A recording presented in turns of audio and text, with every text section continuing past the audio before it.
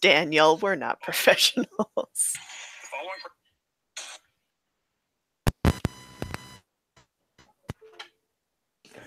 It's terrible. The following presentation is brought to you by the Alberta Podcast Network.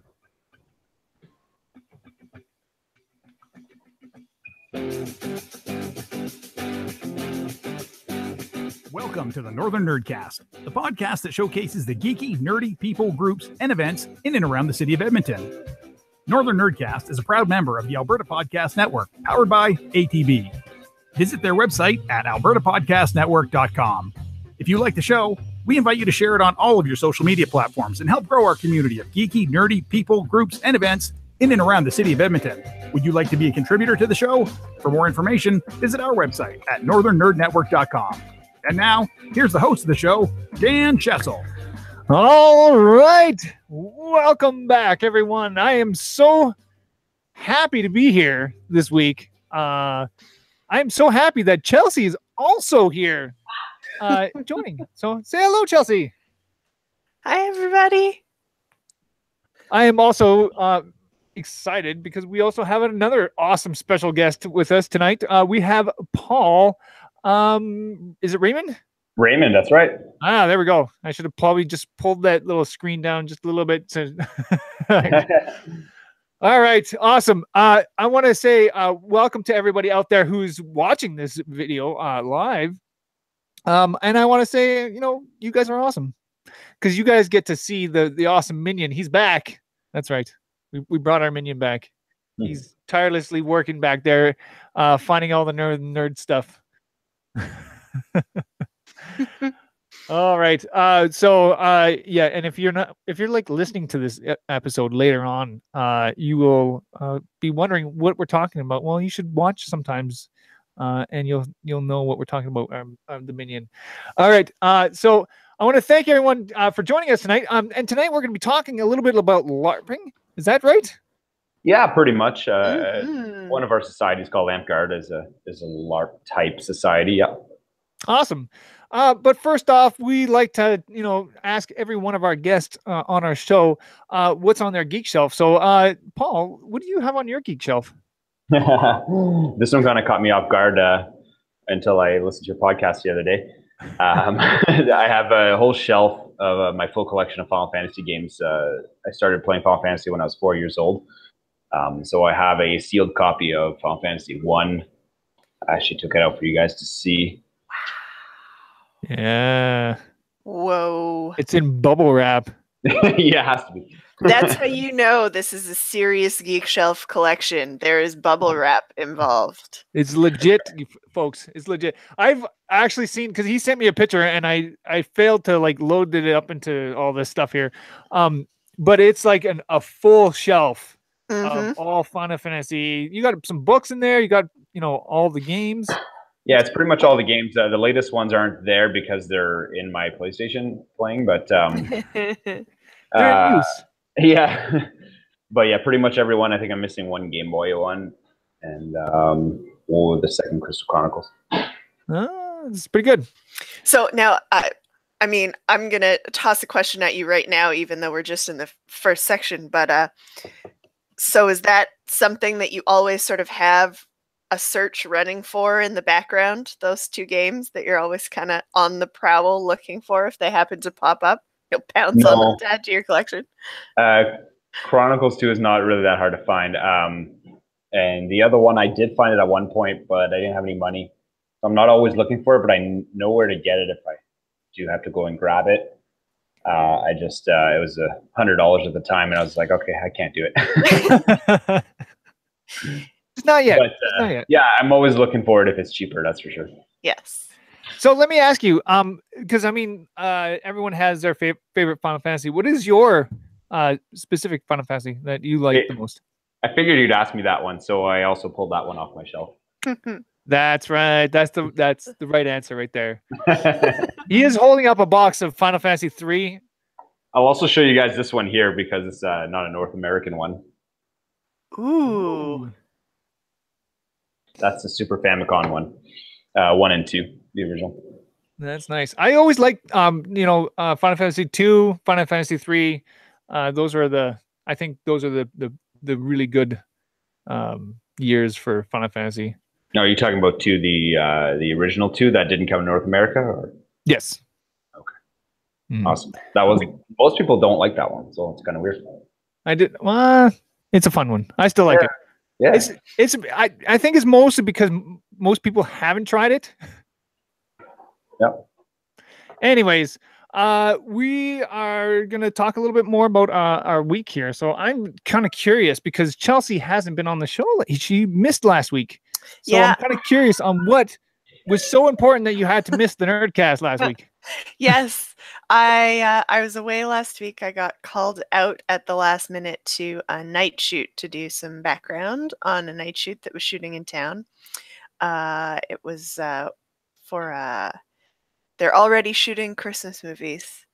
So it was for a Christmas movie. So I was all bundled up on a like balmy 15-degree evening in full winter jacket and mittens and knitted hoods and scarves and yeah. So that was lots of fun. Yeah. But that's what called me away from the podcast was a night shoot. I know, I said it. I've said it before. Now that I'm in show business, my head's just gonna get so swollen and big. I won't have time for the little people anymore. I know. Yeah. That's just the way it is. I know that's how Dan feels sometimes. It's okay. No, but I'm always so sad when I miss an episode because we have such great guests and it's always so much fun. We talk about such awesome stuff. I always have like such sad feelings when I miss a show. I'm like, oh man, that would have been so much fun. That sounds like such a great conversation. Yeah, you missed out. You missed out. I just have to tell you, you did. I mean, talking about Pure Spec is always a fun time. So. Oh yeah. Maybe my first time there actually. We're going there to make a demo. Nice. Yeah. But yeah, other than that, my Pure Spec is going to be like I find it's always a great little nice close community, and it's just a great time there. Yeah, it's one of those nice like little kind of it's a cozy con. Yeah, not too big, not too crowded. Yeah. But so what else have you been up to? Other than that, not too much. My week's been kind of ticking along. Picked up some days with the school board and had an audition and sent in some self-tapes. And I had a hangout with one of my girlfriends last night and we ate a whole bunch of junk food and had a really great time, watched some fun movies on Netflix. And then today I hung out with another really good friend of mine and her 2 kids who I am anti-Chelsea to. Her husband was out of town on a business trip, so I played surrogate spouse today and helped her wrangle her small people. And we also did a bunch more eating today. It was glorious. We went to an amazing bakery in Vancouver called Pure Bread. It's so good. That's awesome. And then we went out for a great dinner at a restaurant in North Burnaby that's really good called Anton's. It does amazing pasta. So yeah, pretty good week. That sounds awesome. All right. So how about you, Paul? How was your week so far? It's been a pretty busy week for me. But everything's always been busy since I have a baby at home now. So yeah. The small people just that to you. Yeah, but it's been fun. We had a good weekend this weekend. We were running actually our games from our LARP for some kids this weekend. We had like 55 people show up. So. Awesome. Wow. It's been a good one, and I'm sure we'll talk about how this goes more later. Yeah. And then just my dog, my wife, and my kid at home, and he's walking around like a maniac. So it's been fun. How old's your kid? He's 13 months. Wow, that's pretty good. So just learning to walk. Yeah, it's been nice. About 2 months. He started a bit early, and now he's like running and falling, hitting his head. Yeah. Good. And got to get him in a video game soon. Get them. Just start putting the controller while they're young. We were going to start him a Mario Kart. That's a good one. I play a lot of Mario Kart with my boys, and they love it. Right. Nice. And then I don't get too frustrated with them. So yeah, that's awesome. That's great. That's great. How about you, Dan? How's your week been? My week has been really quite a week. First off, I had Samantha, longtime person, friend of the network. She came over this week and she helped me with a little project of mine. I'm gonna just pull this up here. Oh, look at that! We have my gaming table. Board game table. Right now. So what I have done to this lovely gaming table, with Samantha's help, is that we put. I'm cutting my face off. So we put this like foam mat down on the table, right?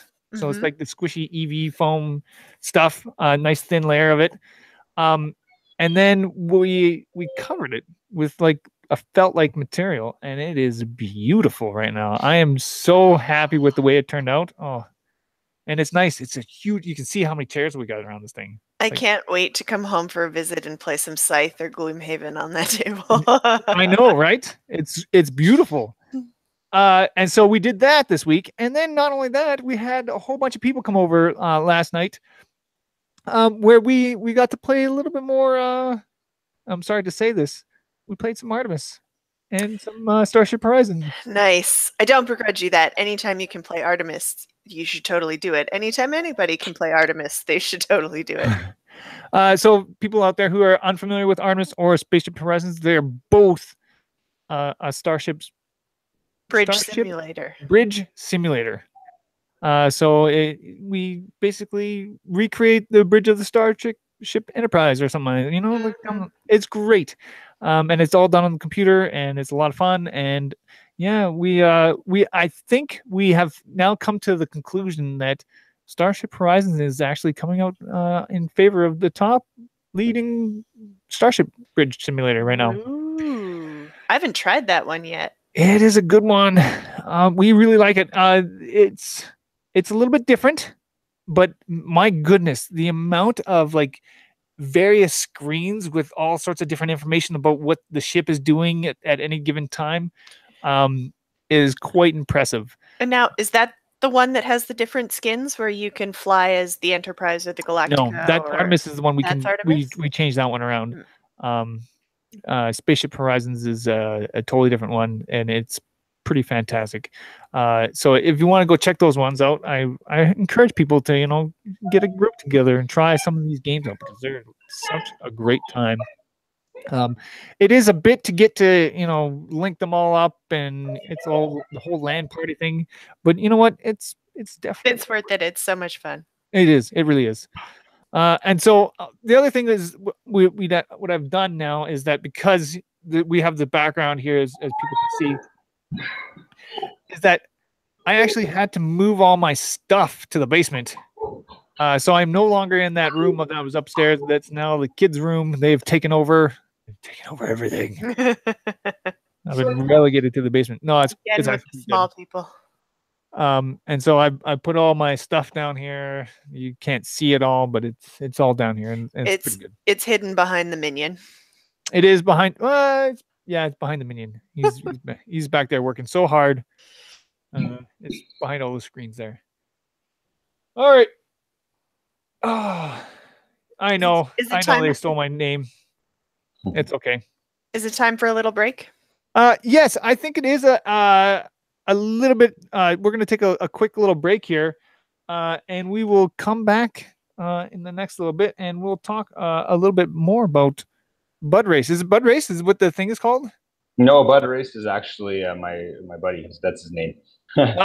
He's one of our members. He's the one that reached out to you, so I'm interviewing in his place. But it's called Amtgard. Okay, awesome. So we will talk a little bit more about Amtgard right after this. So stay tuned.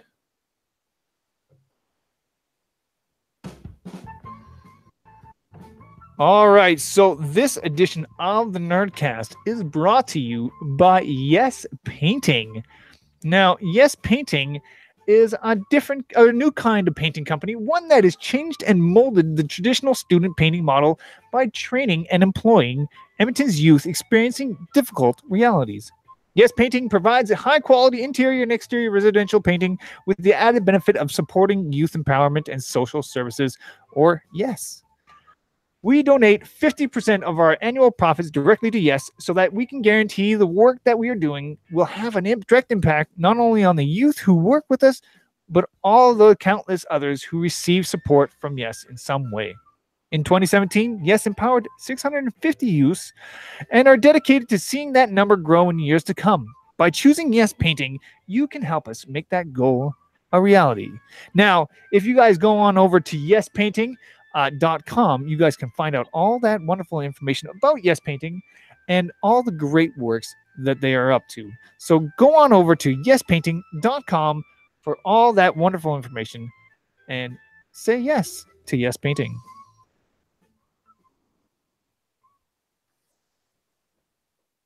All right. So that is that. It's such a fantastic thing. So go and check that out. Chelsea, we have a guest here tonight. We do. From Ooh, this is going to be fun. No. Yes, we have Paul here with us this evening, we're gonna ask you all kinds of awesome questions about the amazing LARPing that you do with Amtgard, which I'm so excited for this chat. I can't wait.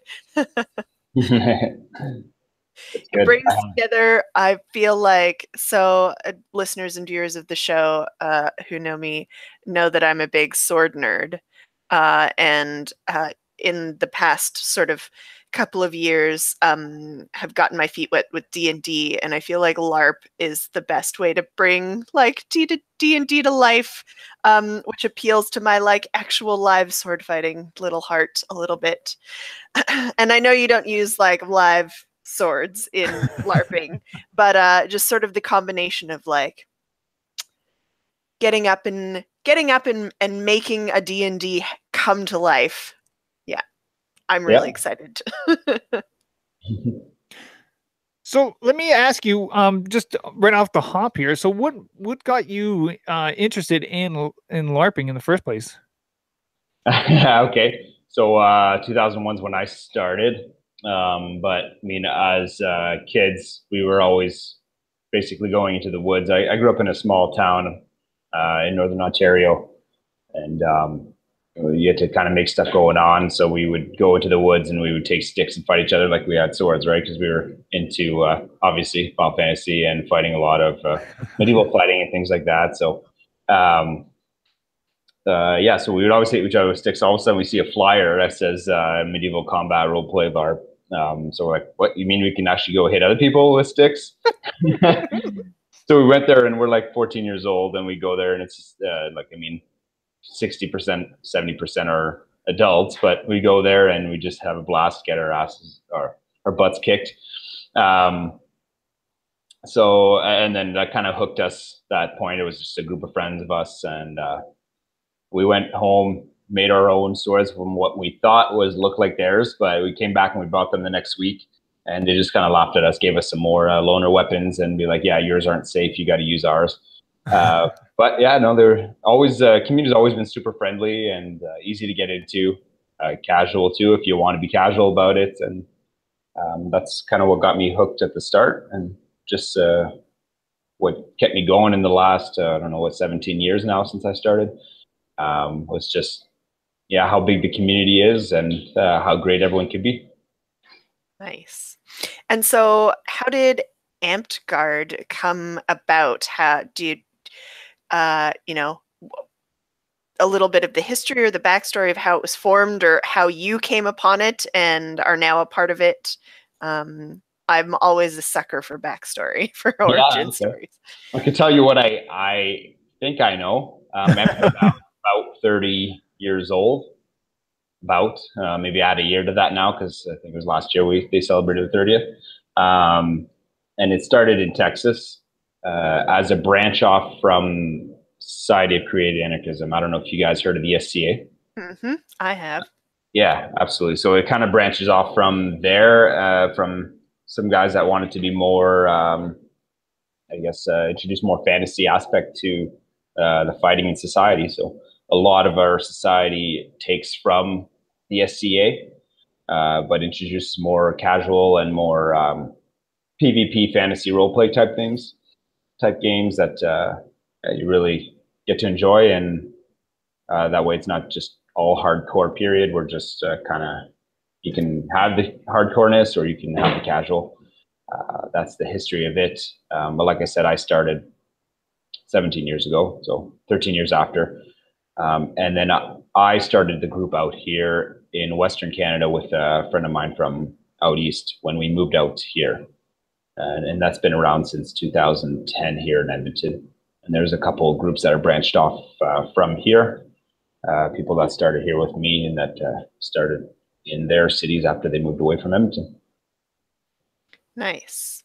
So the bigger sort of umbrella organization that's got, so when you guys start and open up, is it sort of like local guilds sort of based under the umbrella of?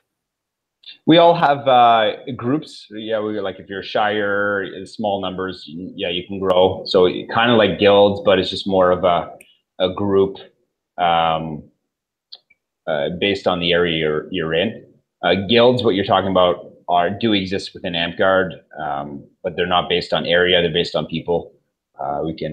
So there'll be different, what we call companies or households. But they can cross over to any parks, but you always have a home park. And but when we start a day, it's typically just very casual. We'll start off just by fighting, warming up and things like that, and then we'll start picking some teams. But we don't typically have set teams on a regular basis, and we just try to even things out so everyone has fun that day and gets to fight with different people and fight against different people. Awesome. Can we go into a little bit more on what your group does, like what LARPing is to you guys? Some of our group doesn't. I know LARPing is the easiest way to explain it, but because there's other groups in Edmonton that are way more of a LARP than we are, we try to get away a bit from the word once we get into more specifics of it. We're more of a medieval combat and role play society. We don't typically have the big storyline where you stay in character the whole time. We do a lot, like, instead of comparing it to a whole session of D&D, I compare it more to, say, a PvP round of World of Warcraft. Nice. So okay, you're essentially cool. your own specific character as you. Yeah, right? That's right. But not everyone really has a whole backstory. That's really an optional thing that you can create if you want to. You can role play, absolutely. There's still a lot of people that role play. We have a much more focus on the fighting, the team play aspect and fantasy, where you can use different classes like healer, a wizard, archer, assassin, scout, warrior, druid, and etc. So we just kind of more that team play fantasy aspect that we push more over here anyway in our group. Every group's going to be different. There's a group in Winnipeg. When they first started, they were very, very much role play. They had a lot of stories going on and things like that. Whereas we over here, because there's a few other LARP groups in Edmonton,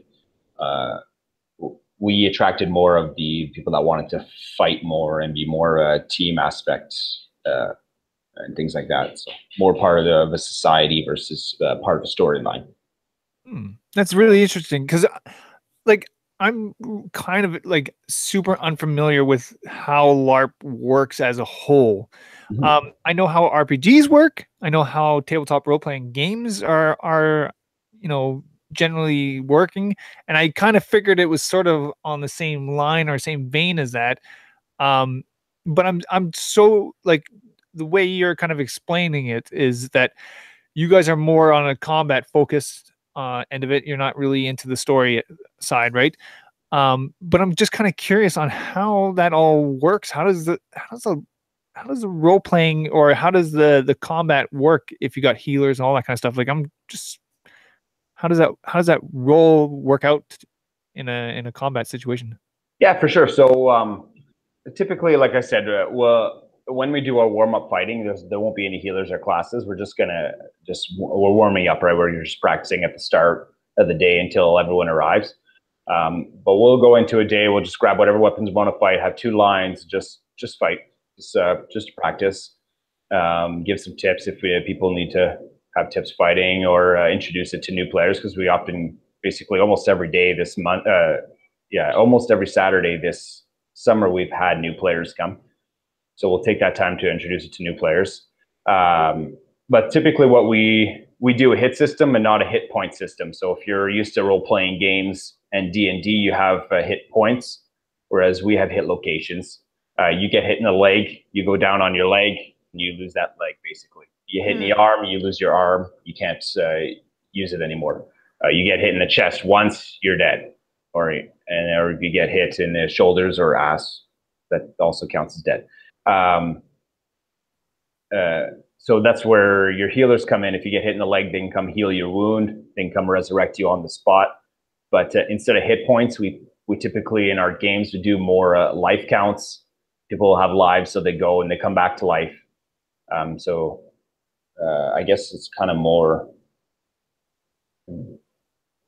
like a League of Legends type thing. I think I'm using the right. I'm trying to just compare it so people can kind of understand how we do our team games. But we'll do like a capture the flag, and everyone will have 5 lives on each side. And then in 60 seconds after you die, you come back to life at your base, unless you get resurrected by healer or other ways of coming back to life. And then you introduce more aspects to it, like armor that basically gives you, the armor aspect is where your hit points kind of kick in. You could take more hits. But that becomes a little bit more complicated. And then there's magic balls that can ignore armor. So then when it comes to wizards and other classes, they can throw magic balls at you and cast magic at you verbally. It gets pretty complicated, and it's very fast paced. So, and is it all, do you guys all run on the honor system, or do you have refs who are sort of keeping an eye on everybody's honesty in the heat of battle when you're so close to winning and maybe it didn't quite nick your arm or something? We absolutely try to have at least 2 refs, what we call them reeves, in the game. Of course, it doesn't always happen. But yes, the game is very much honor based. We're not there. It's not like there's prizes. There's no monetary win. Like, most people are very honorable, especially the kind of society, the kind of people we attract. They're willing to be very honorable about things. So for the first 5 years of our group out here in Edmonton, we almost never had referees or reeves. But now that our numbers are getting 30 plus every weekend, then we typically have 1 or 2 every game to make sure, because things get pretty chaotic. Yeah, exactly. Yeah, so we try to keep things rolling smoothly if we can. Yeah. So you were saying earlier that when you first got into this whole kind of LARP kind of system, you said there was a lot of older people. What kind of age group are you looking at with your kind of group? I think about 70% are 18 and older, and about 30% are 14, 18. And we sometimes allow 13-year-olds if the parent is there watching. 14, the parents still have to come and watch at the start and stuff. But typically I would say adults outnumber the kids. 70%. Yeah, that's what I would say. And then age range, it goes 18 to, I think our oldest is 48 here in our group. But I've met some really old school Amtgarders that are in their 60s, because we make a purpose to travel down to the States to bigger events. Like, you can go to events that range from 200 to 1,000 people down in the state. So we try to road trip down there when we can, or I fly there if I can too sometimes. So get some different fighting in, fight some different people. That's crazy. I didn't realize that even in Edmonton that the scene was that big. Like, I've known of a few LARP groups here and there. They're kind of spread all over the place, right? But I wasn't sure what kind of numbers that they pull in every week for LARPing, like how many people you guys get. And 30 just seems like a crazy number to me. Like that's just trying to keep track of that just seems incredible. Yeah, we had 55 last weekend, but that's because Wow. we were running. Wow. Yeah, we're running kids games, right? So we're telling the people to bring some kids, and it was one of the guys turned 14. One of the kids turned 14, so he was having his birthday party. So he brought his friends, and Awesome. so I was running a kids game off to the side. So all the kids would be in a kids game, and then the adults played an adults game. But typically we can mix 14 and up with the adults. But in this situation, we had a lot of kids, so we were just kind of splitting them to just to make things a little bit easier. Yeah, exactly. So I was in charge of the kids last weekend. That's so cool. And now, have you seen, as the years have gone on, you've said that your numbers have increased, but I would say maybe in the last sort of 5 to 10 years, as nerd culture steadily becomes more and more mainstream and D&D is making a resurgence and stuff like that, have you seen a correlation in your numbers increasing? Yes, absolutely. Specifically in the last couple of years, yeah. Mm-hmm. Yeah, there's more people are open now about saying they play D&D. Some people would always play it in the past, but they were never so open about it. Mm-hmm. But yeah, we're way more open about it nowadays, and it's fantastic. It's nice to see. And some people are still iffy about coming out. They don't really know what a LARP is about. Some people say, "Hey, I'm not really into role playing." Well, and if they come to us and they're like, "Hey, this is actually pretty awesome." One of our most active members right now, he's like, "There's no way I'm ever role playing," but he came and he fought with us, and he's not role playing, but he loves the society. He's been taking a huge part of it. But then we have people that really just want to come in. All they want to do is role play, which is awesome too. And if it's not for them, I point them out to other LARPs that are more role playing type, because over the last, since 2010, I've made sure I had a good rapport with other LARPs in the city. So, and if people want to come too, and they don't like that we're using foam swords and they want to use steel swords, then I know where to send them off to. Right, so it's kind of that circle culture. Once you get into it, we can find you something that you'll like. That's for sure. There's a home for everybody. That's right. Yeah. All awesome. nerds. So let me ask you, because I mean, there's always been the whatever you say stigma around like LARPing and all that kind of stuff. What do you say to those people that are very put off or by the whole thing? I really take a different approach depending on how the person approaches it. If they're just iffy because they don't know what that is, then I'll maybe just start to figure out what they like. Well, like what kind of nerd are they, right? Mm-hmm. Like, and then I can find something in Amtgard that they're going to like. Some people, they just like the culture, the medieval culture, and they don't want to actually fight, right? We have a few people like that, and they come in. We have one of our members, her son joined, but she got into it because she loves medieval culture, and she does a lot of our feasts. So she cooks. She does a lot of medieval cooking recipes and things like that, and she decorates our halls for our big events. And then we have another person too that joined because of his son, and though he loves the fighting and everything too, but he got into it for the arts and he excelled into the arts and craft. He liked to make the costumes and things like that. So he's basically our best costumer, what we call our best garber. Nice. At making stuff. So yeah, I just try to find people's interests and tell them, you know what, we can find something that you'll like. It's not just come here, act like a barbarian and do whatever, right? Or you don't just it's not as out of place as you think it is.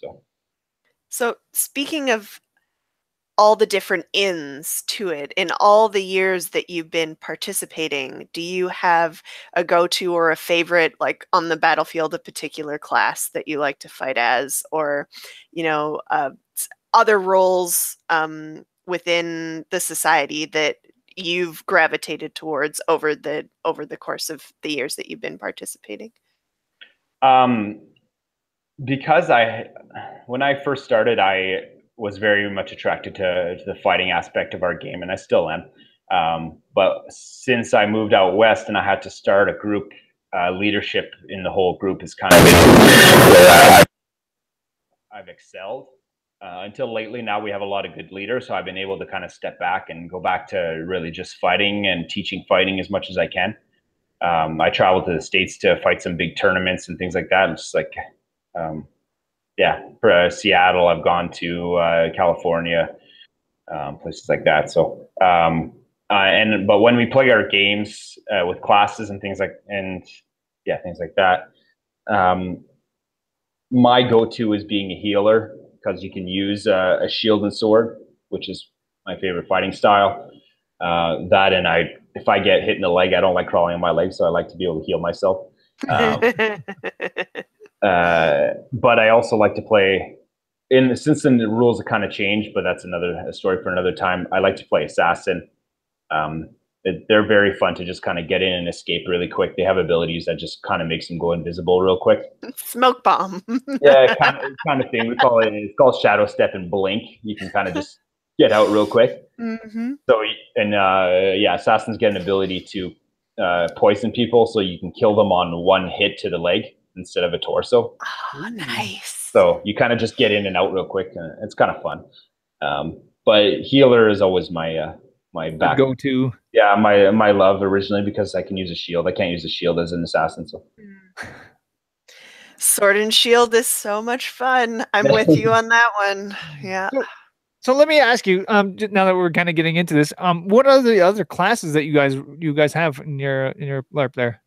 Okay, so we have archer. So yeah, we do a lot of archery. It's gotten a lot more popular lately.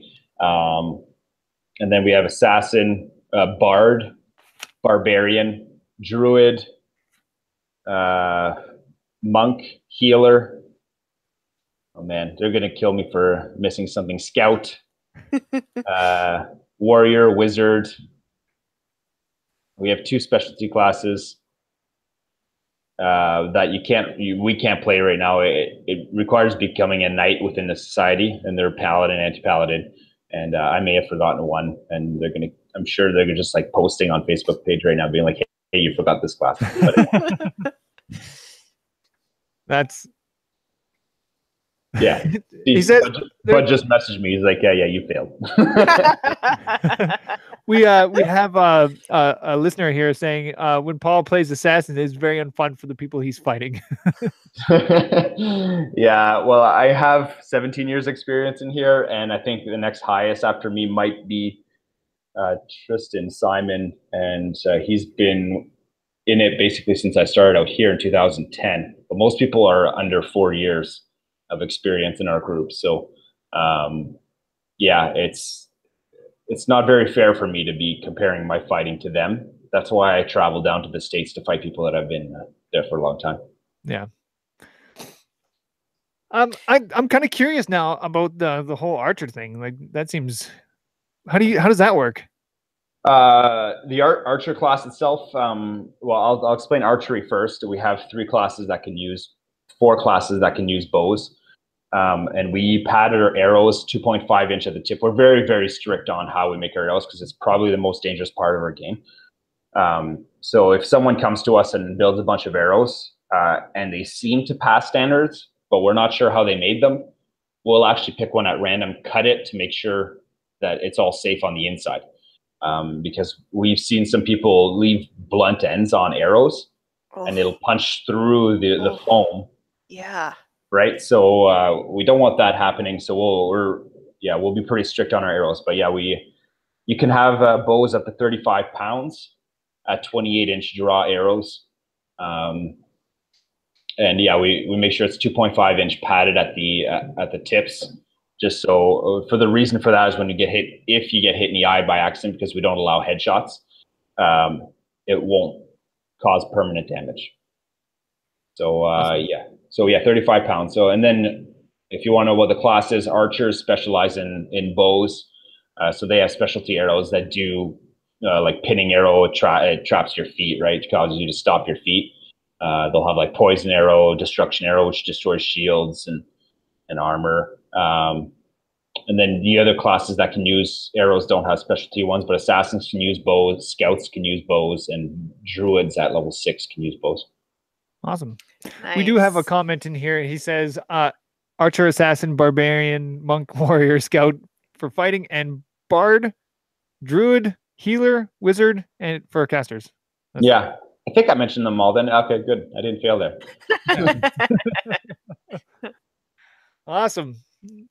Yeah, so I'm just so like I said, like I've never tried LARPing.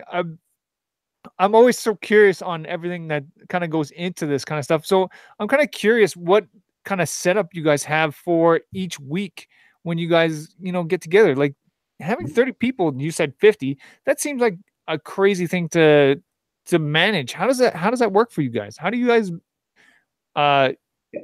Yeah, so we have our officers that are volunteers. They run on 6-month terms and they're elected every 6 months. So they're kind of in charge of things that go on at the field and stuff. But typically on a day, what we'll do after we have our warm-up fighting, which is just 2 lines fighting, we'll start picking teams. So we'll have everyone gear up because when we're fighting, we don't do armors. People will have put their armor on, get their arrows and all that stuff. Put their sash on, pick their class, and then we get 2 team captains and we pick teams. So typically we'll have different types of games. We can do like a capture the flag type game, or we'll do a heavy object game where you have to drag an object over to the enemy base. Just typical games like that. We also built some wooden painted castle walls. That we drag out every once in a while. I mean, it's not like they're pretty big, right? So we got to bring a trailer and set them up. So we don't do that all the time, but we'll have those every once in a while. For like a siege round or something? Yeah, exactly. So Nice. we'll do like a defend the castle where, yeah. So you can't get into you have to get into the castle and do some damage, but we'll like have a fake battering ram that you have to hit so many wall. hits. Yeah, exactly. You have to count to 20 to break the wall down before you can get into the castle. Just different games like that. It really sparks creativity from the game designers. And then eventually, sometimes we'll have games that actually have more role play and story going on with monsters. Like you have to kill a dragon. That's whatever. I mean, just things like that. We'll actually introduce monsters, and we have some costumes for that. Those don't happen as often. Like I said, our group, Amtgard group here, isn't as big into role playing as, say, our Kamloops group is, or even the Winnipeg group, and things like that. So we like our capture the flag and our siege walls and things like that. Just kind of fighting that way. I mean, like all the groups like that, but we typically like our fighting more. So yeah, we'll pick teams and we'll play a round of that. And typically a round will take like 30 minutes, maybe an hour at most. And then we'll chill out, grab some water, depending on the day, right? And pick some new teams and try a new game. Sometimes there'll be some random people will be like, hey, I got a game I want to try. And they'll explain the rules and they'll jump in and we'll have our reeves run it or officers run it, depending who's there at the time. And then we'll play another game and just kind of discuss how things went. And then we talk strategy after and say, hey, well, maybe we could have done this next time if we lost or something. Or you kind of get to understand more strategy based. That's very much what our game is. The class games are about anyway. They're very, very much based on team tactics. Nice. I'm just a little curious because we're kind of running up in time here. Yeah. But I want to just quickly go over, what it would be like for a new player to come into this. Like, how do they get involved? Like, what is it like for someone coming in? Yeah. So someone coming in, yeah, we encourage everyone to just come in and try it. Of course, that's easier said than done. So we always have loaner equipment come in, loaner garb. If you feel out of place just wearing jeans and a t-shirt, we'll always have like a tunic for you to pop on to make yourself look more medieval on there. And we'll always have some extra weapons. Usually most weapons will have extra shields, extra swords. And yeah, we'll first we're going to set you off aside, and we're going to explain to you the hit system and actually show you in person what is a good hit, what isn't a good hit. And then we'll pop you into probably the warm up. Like I said, we do some warm up fighting at the start because we don't want to throw all the rules at you right off the bat. And then you get picked into a team for our games. And unless you just want to watch, and then we encourage that too if you want to watch and kind of learn the rules. But no better way to learn than just to jump into a game. And really, it's not like there's pressure on you. You go in, have fun, and if you don't know something that happens in the game, you just ask. Like if a spell gets cast at you, then you just ask, and someone will explain it to you real quick. And you just go as it goes. Awesome. So, one other thing. Yeah. Where can people find you? Where can they get? Yeah, if new people want to come out and jump right in with both feet, where can they find you guys? Every Saturday, we get together at Jackie Parker Park. We're up on the first little hill right off the bat when you get into the park during the summer. And then during the winter, we're kind of in the playground area. But yeah, we're outside from typically 1 p.m. to 5 p.m. Every Saturday. And we'll have all our gear there. You can't really miss us. It's a pretty big enough group. And then we also do small fighter practices where all we do is fight for 2 hours on Thursdays at Harlock Park. Typically, we get together right at the entrance. But if it's crappy weather, we get together in the pavilion there. Or you can find us on our website, on Facebook, and just start chatting away and figure it out. If you YouTube Amtgard, Amtgard, on YouTube, you'll find thousands and thousands of videos.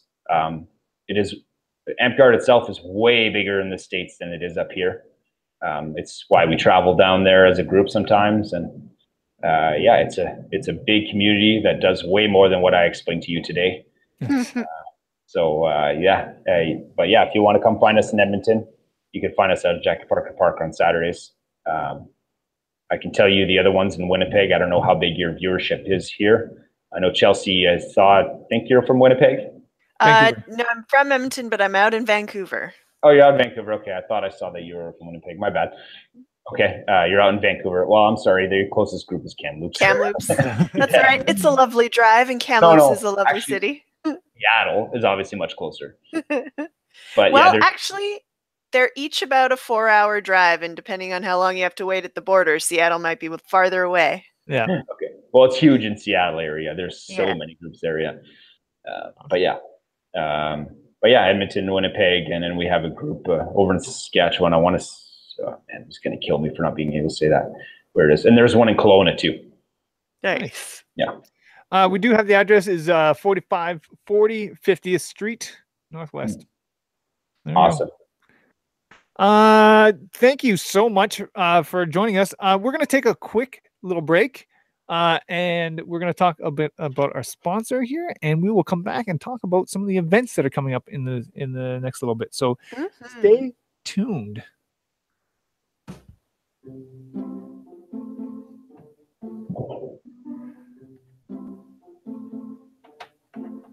All right, so this edition of the Nerdcast is brought to you by, of course, the Alberta Podcast Network, powered by ATB.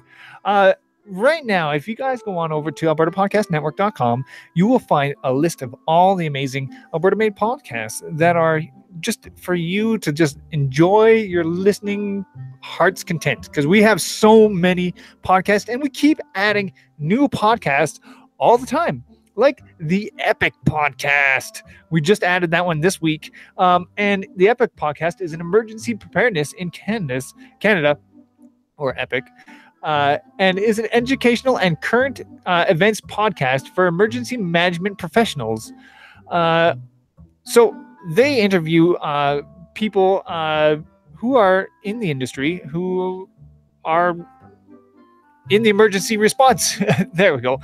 So go and check that podcast out, called The Epic Podcast. And we also have so many other podcasts for you guys to check out on the Alberta Podcast Network. So go on over to albertapodcastnetwork.com for the list of amazing podcasts that are all Alberta made. So go check that out. albertapodcastnetwork.com. All right. I want to move on over to another thing that I would like to talk to you about real quick. And that is the Alberta Podcast Network wants to invite you guys to celebrate Edmonton's incredible culture and artistic diversity at Make Music Edmonton on June 21st. Businesses all along 124th Street will be transformed into sidewalk stages, which you can enjoy for free from 5 to 9. The main stage show will be emceed by Chris Chang, Yen Phillips of Let's Find Out, and Karen Unland, president of the network. The Kay Lee Cardinal Trio and many other great acts will be performing there as well.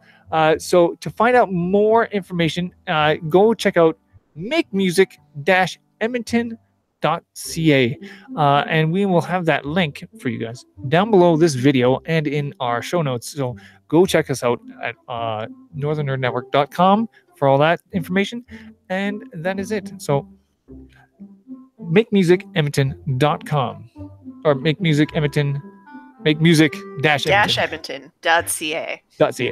There we go. So that was a nice sort of intro to the events coming up. What else do we have on the docket, Dan? What's in the calendar? Oh my goodness, we got so much happening in the next little while. First off, we have June 8th, which is coming up right away. And that is, we have some theater sports for all you theater. Yeah, it's the Theater Sports Championships. So it's like big stuff. All right. And this is, of course, by Rapid Fire Theater, and it's happening at the Citadel Theater. And if you guys go and find your tickets over at rapidfiretheater.com, and that is happening on June 8th. So go check that out. June 10th, we have the Edmonton CollectorCon. So if you're looking for that awesome little knickknack that you've been missing out, or that video game that you've been looking for, go to Edmonton CollectorCon on June 10th, and this is happening at the Italian Cultural Center from 10 to 4. Moving on, we have Pure Spec. Yeah.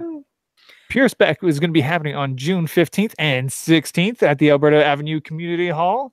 For all you speculative fiction fantastic folks out there, I'm just making stuff up as I go here.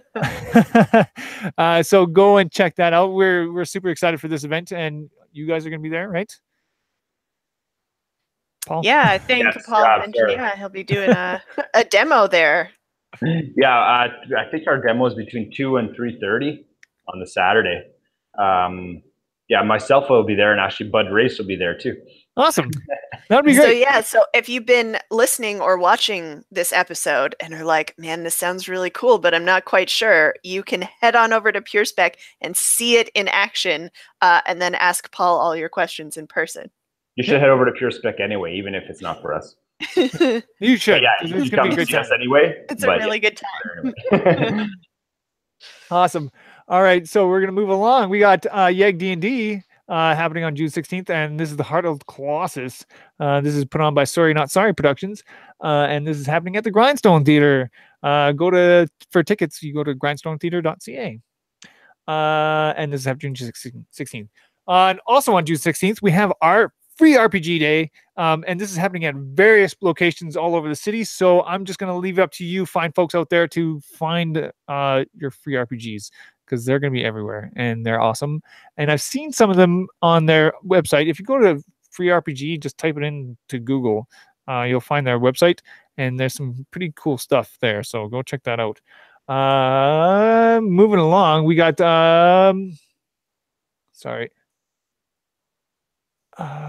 Fragapalooza happening on August 9th.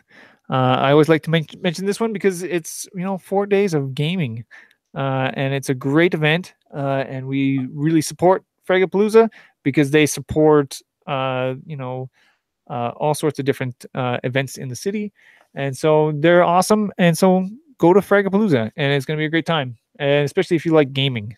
I mean, it's a great way to just say, I'm going to be gone for 4 days and just game all day. It's going to be awesome. So that is it. That is all. I want to thank everybody out there for watching. I want to thank Paul for joining us tonight. Mm-hmm. It's absolutely fantastic. I'm super intrigued by LARP and what you guys are doing, and it sounds awesome. So maybe I'll check you guys out at Pure Spec when I'm over there. Awesome. It'd be nice to see you there.